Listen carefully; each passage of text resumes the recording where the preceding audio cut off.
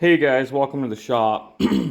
Excuse me. Today I actually wanted to cover a little bit more about some other stuff I do that's not machine related. Well, it is machine related, but it's not machining.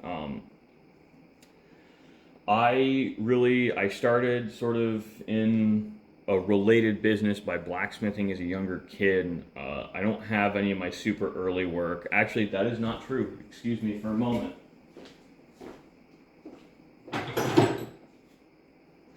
I made this hatchet when I was 13 or 14. It is rough.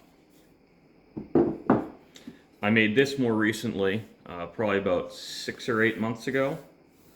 It's a forged hatchet. This is mild, mild steel. Excuse me, I got a bit of a sore throat. It's been so wet, my allergies are killing me here.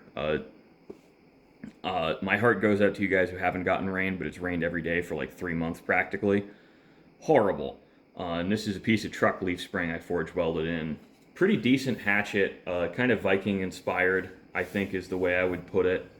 You know, and I have a cross section of the other stuff. This is one of the first pattern welded knives I ever made. Unfortunately, I kind of let it go to rack and ruin, and it's rusted a little bit. But, you know, not the end of the world. I can clean that up. I really liked this blade shape for a while. I kind of have moved on from it. This is another pattern welded knife. This is 15N20 and 1095 and a piece of W1 tool steel for the cutting edge. So with these lower layer counts, what I learned with this knife is you get a really interrupted serrated edge. So having a solid piece of steel for the cutting edge, it makes it a better knife. And you only have to worry about heat treating one alloy instead of two. 1095 and 15N20, once you forge weld them, they're like 30 layers. They're pretty even in carbon, but it's just easier. W1 forge welds very easily compared to O1. I know people use O1 a lot for knives. I've used it a little bit. I mostly use, obviously, 15N20. 1095 and 5160. So my steel availability, 5160 I have a lot of because I had a relationship with a spring shop. So I have a couple 100 pounds of truck leaf springs. I don't foresee ever needing to move away from it. And just by picking a single seal, you kind of get used to heat treating it. Like this is an old truck leaf spring. I ground it down, I want to polish it. But I actually kind of like having a couple of the spots of the rough forged. I think it gives it a little bit more character and uniqueness. So that's just personal preference. This is, I believe, 1095 from Admiral Steel. You can see the gap between the bolster and the blade here, and I actually peened this over to hide some of that. This is a more recent knife. I think I made this probably 5 or 6 months ago. I've got my fit and finish has improved a lot. I'm still not an expert knife maker, and I don't claim to be, but I think it's a fun hobby. There's not as much money in it, I hate to say, as machining or even gunsmithing, because the barriers to entry are pretty low. I mean, if you just want to make a functional knife, I think I got this from Ragweed Forge. I found this antler in the woods, and this is from a tree I cut down at one of my old houses. So you don't really need much in the way of tools. There's a book called The $50 Knife Shop, which is really geared towards forging. I don't necessarily think someone should get started forging knives. I do it because I make other things as well. It is really fun to smack stuff with the hammer. These are just an assortment of Hardy tools. This is a bottom fuller. It's a good thing I use these knives. If we drop something on them, it's not the end of the world. They're not for sale or anything. You know, this is a nice bottom fuller. This is what's called a scroll starter or gooseneck.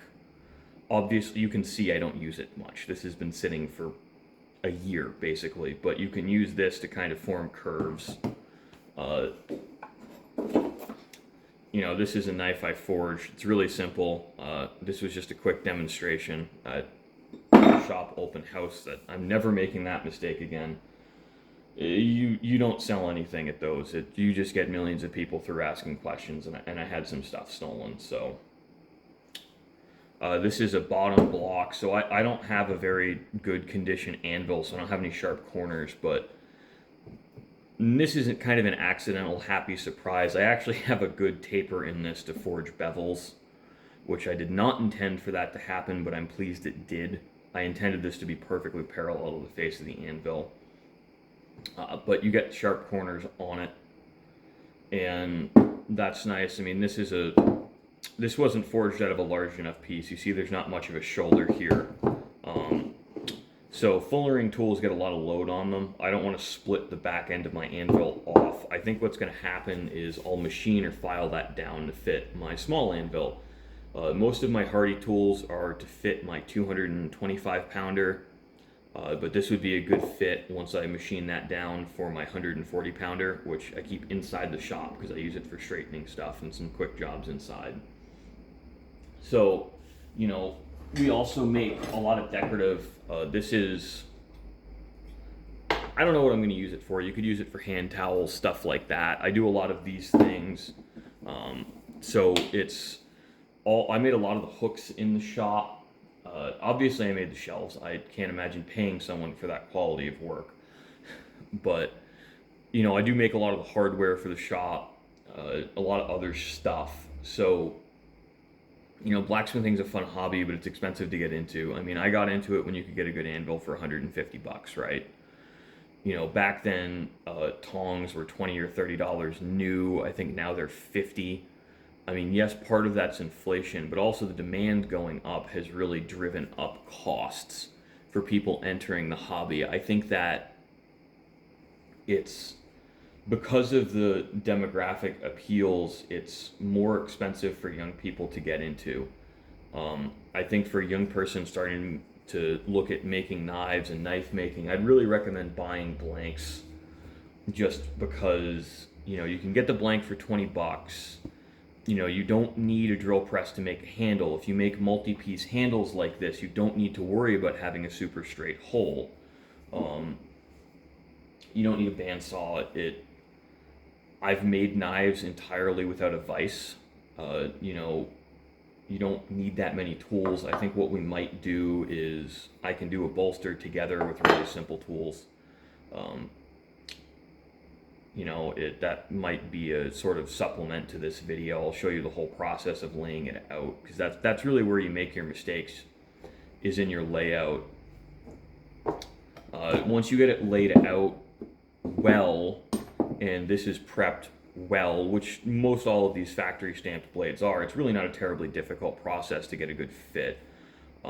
I like to, when I'm making knives, I like to have a little bit of taper in the tang. So I'll measure about here, assuming it's slightly thicker here, so I drive it on and there's no gap. That's just one method I use. It's not the only method.